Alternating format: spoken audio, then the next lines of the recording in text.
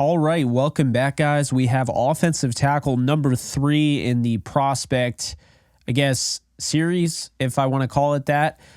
Before you dive into it, be sure to like, subscribe, and comment. Be sure to follow me on all social media at JKBogan and check out my unfiltered podcast when you get a chance. Link is in the description. So let's dive into it. Kingsley Suamataia out of BYU is today's prospect highlighted, if you will.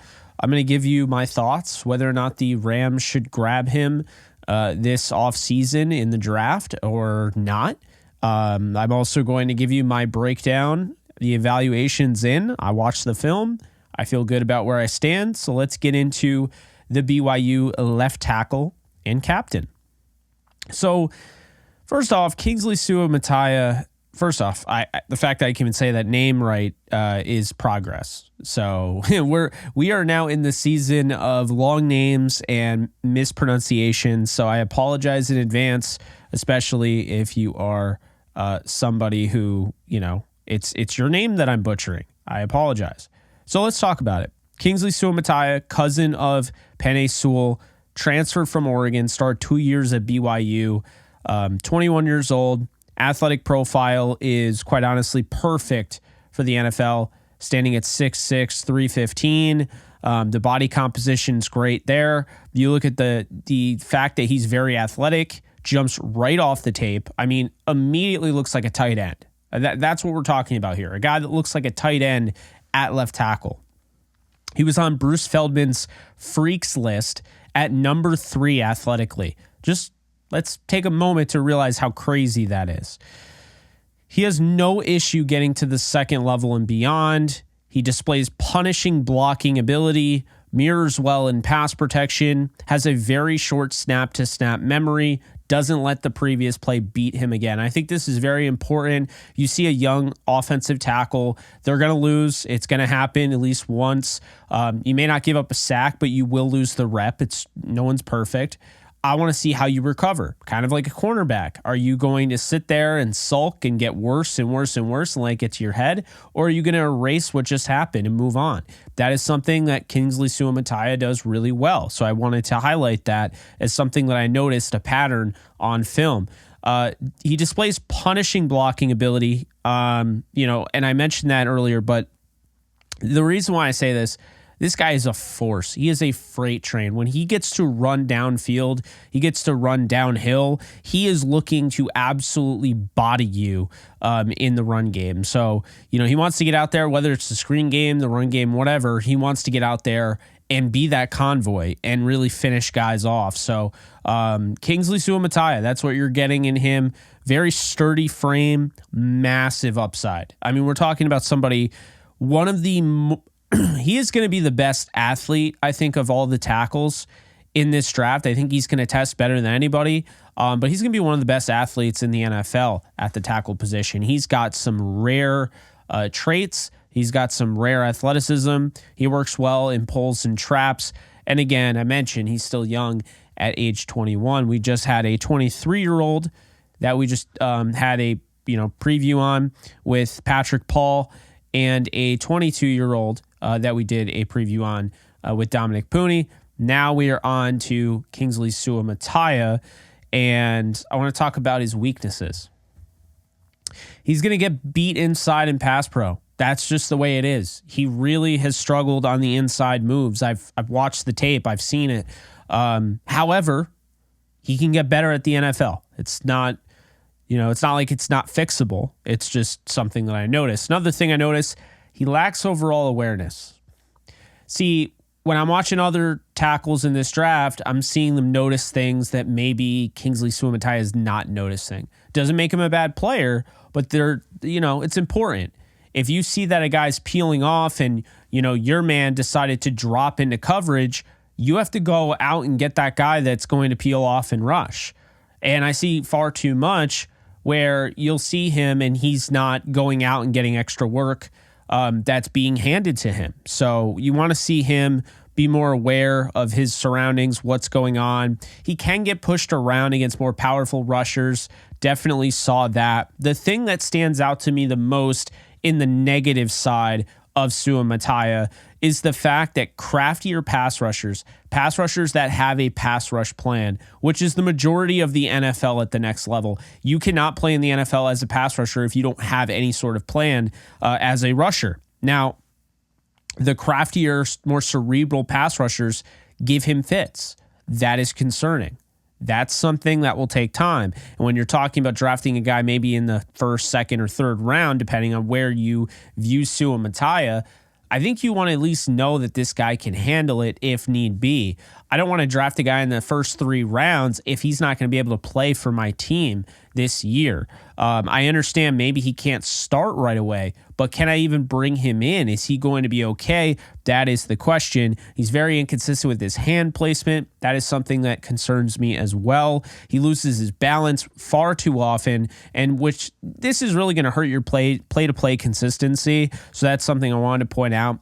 And he's way too aggressive in the blocking game and can miss the mark. And before I dive into the rest of this video and explain further, my grades and where I am on Kingsley Suamataia, let's dive in to today's sponsor, Mantis Sleep.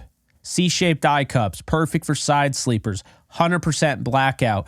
I'm always featuring the sound because the sound mask is my favorite. It's the one that I would recommend because it's the one I use the most. If you are interested in being able to listen to music and podcasts while you are trying to fall asleep, they have these razor thin speakers that you could slide right into your ear hole. There you go. Connects with your phone, 20 plus hours of battery life. If you want to go and grab that, you can use promo code JKBogan to get 10% off your purchase. Back to the video. So, Suamataia. All right, we talked about it. He's got some issues. Very athletic. Loses his balance. Over pursues. But there are some things you really like. You like the size with the athleticism. You like his ability to mirror in pass protection. You like his very, very short snap-to-snap memory. You also like the fact that this guy truly wants to get to the second level. He has a work ethic. He's not lazy. He's not like a tackle that has everything there and he's not putting in the work. He's just, a little overzealous. And that's something that I think coaches can take and mold. So I think that's a good thing. I think his problems are things that are correctable.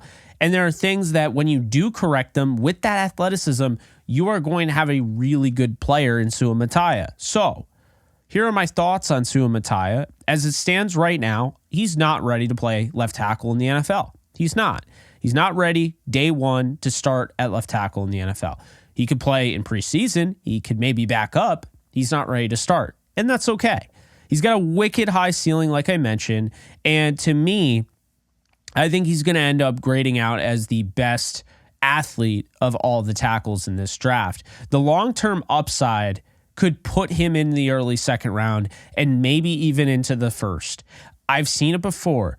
We've all seen it. Teams get really caught up sometimes in the metrics, in the numbers, all that jazz. And they're like, you know what? Let's just do this. Let's just go out. We're going to get our guy. He might go in the third, but we want to make sure that we get him in the second, or we want to make sure we get him in the first. We don't even want to risk him falling because we fall in love with him too much. So that's something there. He's not a plug and play guy. And you have to understand that you are going to need to put in some work. This is not a guy you draft if you need to hit on all your picks and you're not 100% confident in your offensive coaching staff, in your offensive line coaching staff. If you are not confident in that and you have to hit on all your picks or most of your picks because you are on the hot seat as a general manager, there is no way that you can draft Suamataia because this is going to be a little bit of a project. I wouldn't say he is a project because we're talking about a top 3 round guy, and I'll get to that. But my point is that while there's a lot to like, this is not just an easy, he's going to work out. You are going to have to coach him. That's a thing. And, it's one of those things where, say you look at it like this. Some dogs you don't have to raise, right? They come right out of the kennel or the shelter, wherever you get them, and you have the dog, and yeah, like you have to obviously teach it to do different tricks and things like that. And yes, you do have to take care of it, but it's not like trying to take care of a golden retriever and get, a golden retriever and train a golden retriever or train a German Shepherd. It's different. Dogs, like, you have different levels. It's the same thing with players. If you have a player that is NFL ready and has a really, really high floor and the ceiling's not as high, that's okay for a coaching staff that's not considered very good at developing. And I'm not saying that you go in thinking, wow, my coaching staff sucks, so I can't go and get Kingsley Suamataia. I'm just saying you need to have a plan in place to get the most out of Suamataia. Otherwise, he's just going to be like all the other tackles that have been drafted over the years. We'll never know their names. We'll never know what they could have done, but they had the same type of athletic profile and they were wasted away because, let's be honest here, the practices are way more restrictive nowadays. It's harder to develop offensive linemen, and a lot of people just aren't very good at it. It's why so many of them then go to the spring leagues and don't do anything. So that is something that is important I wanted to bring up. I do think Suamataia is coachable. It's not that. It's just I think he also needs good coaching. And it's not to say BYU didn't have good coaching, but now you get to the NFL and it's a step up. So let's talk about my grades here, okay?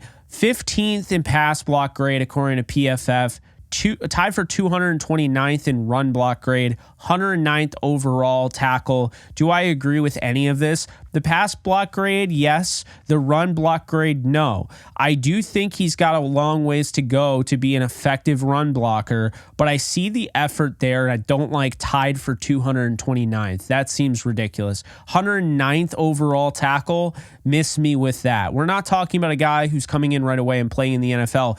These are his college numbers. I just disagree. 25 pressures allowed in 689 pass protection snaps, 2 sacks only in his career, and he's tied for 80th in pass blocking efficiency.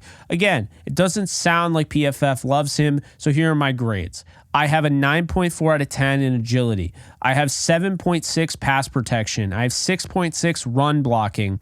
I have a 9.1 spatial movement. I have an 8 in pull/trap. I have a 7.9 play strength, 7.5 technique, 8.7 size, 6.6 awareness, and 7.4 balance, which comes out to be 78.8, which is a early third rounder. And if you really wanted to stretch it, you could put him in the second round, in the late half of the second round.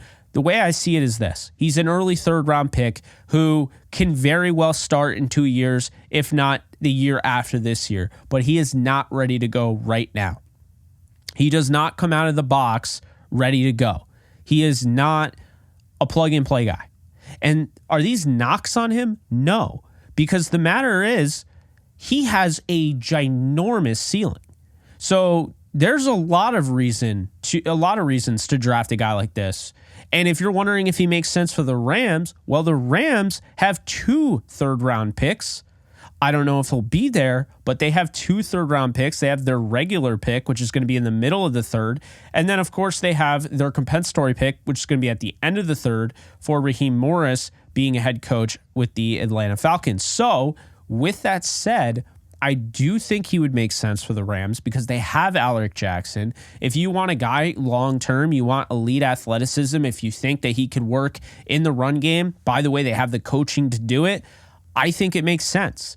I think Kingsley Suamataia makes a lot of sense for the Rams. I like him in the third here. If he falls, that'd be great. I don't know if I'd take him in the second just because I think other tackles, if need be, would be more ready. But the athletic profile is insane. We're not just talking about everyday stuff. This guy is rare as an athlete playing the tackle position, and he's got a nice bloodline being connected to Penei Sewell as it is. So, final thoughts here. I think the Rams should consider Kingsley Suamataia in the third round. A trade down in late in the second, I wouldn't be against, but I like the third round there. Where do I think he's going to go? He might even go in the first. We've seen it before. Guys that have these crazy athletic profiles do tend to go earlier. I'll say he goes in the second. I'll say mid-second round out of BYU. I gave him an early third round grade, a 78.8 in case you weren't paying attention. That's just below a second rounder for me, which is, 80s and above. Once you get to 85, that's early second. 9 is a first rounder. 9.5 is considered an elite first rounder. And 10, which you'd rarely see, which is 100, that would be a Hall of Fame level talent. Like we're talking about Andrew Luck's of the world. We're talking about Victor Wembanyama. If we were talking about basketball, that level talent, can't miss talent. I don't think I've ever given a 100 grade to anybody, but I have it there on my scale. So what do you guys think? Do you want Kingsley Suamataia? Do you think he'd be good on the Rams? I will say this. I think there's a chance they move on from Noteboom.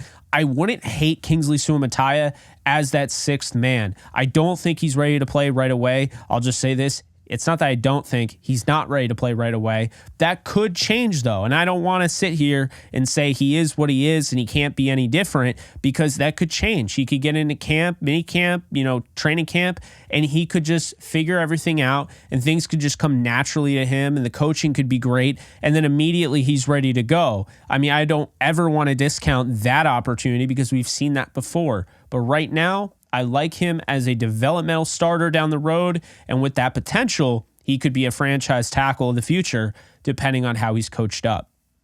So Kingsley Suamataia, early third round grade. I think he's a good fit for the Rams. Let me know in the comment section below if you agree. Be sure to like, subscribe, and comment. Definitely hit the bell icon so you don't miss another video, and I will see you guys soon. Take care, folks. Later. Do you love talking about the Rams, the NFL, or just want to be a part of a community?